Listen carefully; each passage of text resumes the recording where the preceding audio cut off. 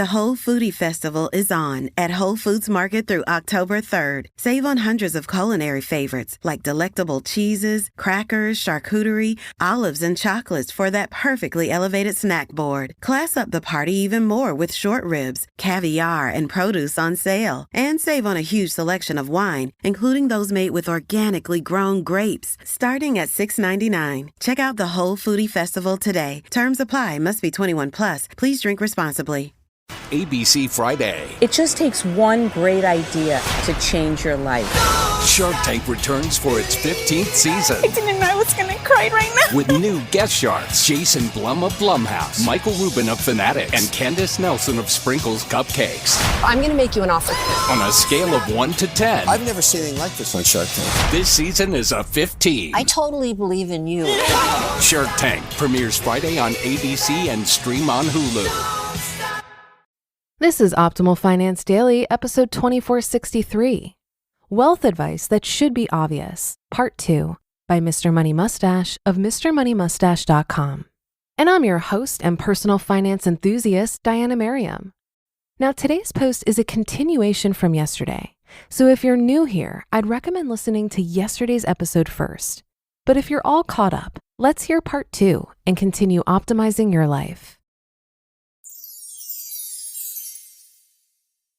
Wealth Advice That Should Be Obvious, Part 2, by Mr. Money Mustache of MrMoneyMustache.com.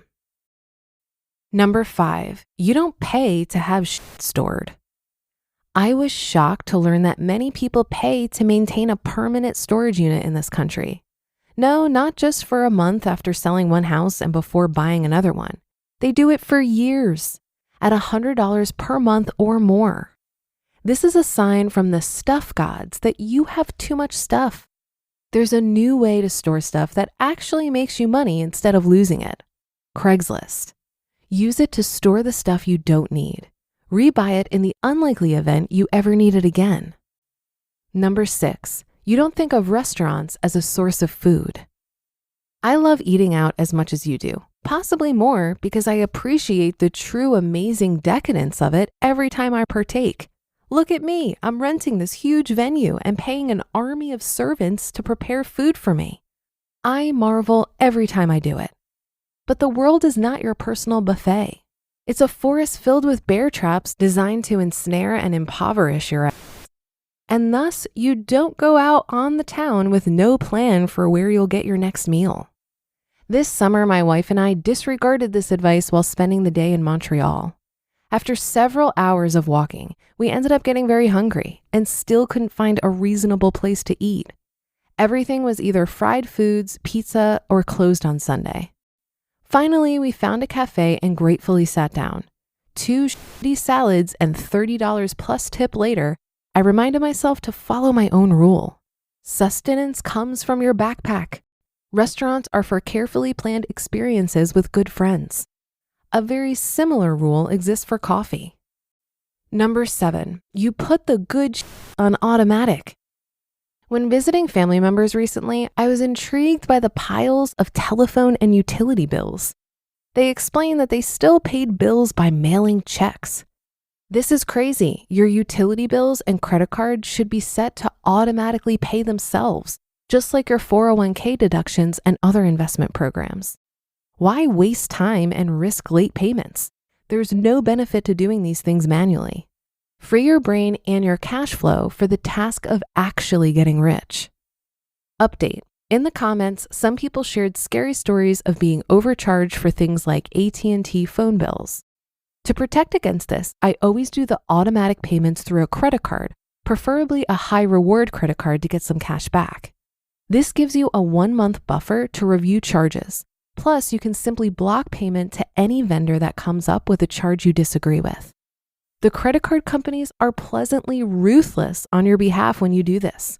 It's up to the vendor to prove you owe them that money, rather than vice versa. Number 8, you stock up when things are on sale. In Canada, cheese is very expensive, 200 to 300% of what we pay in the US, but everyone still eats it. This summer, the country's largest grocery chain had a sale on cheese, where it went down to US-like prices. This has never happened before. "Wow, look at that," my brother marveled as he threw one pack into his shopping cart. "Good deal." What is missing in this picture? Cheese lasts at least 3 months if you keep it closed in the fridge. His family uses about 1 pound per week. So the correct amount to put in the cart is 12 pounds of cheese, not 1 pound. You must apply this philosophy in all areas of life, whenever presented with savings on an item you already use. It minimizes both the time and cost of shopping. These are the obvious tips that have scribbled themselves into my notebook during our travels of the past year. None is worthy of an article by itself, but I hope that together they will instill some of the background fabric of efficient living that is essential for stitching together a happy and efficient life.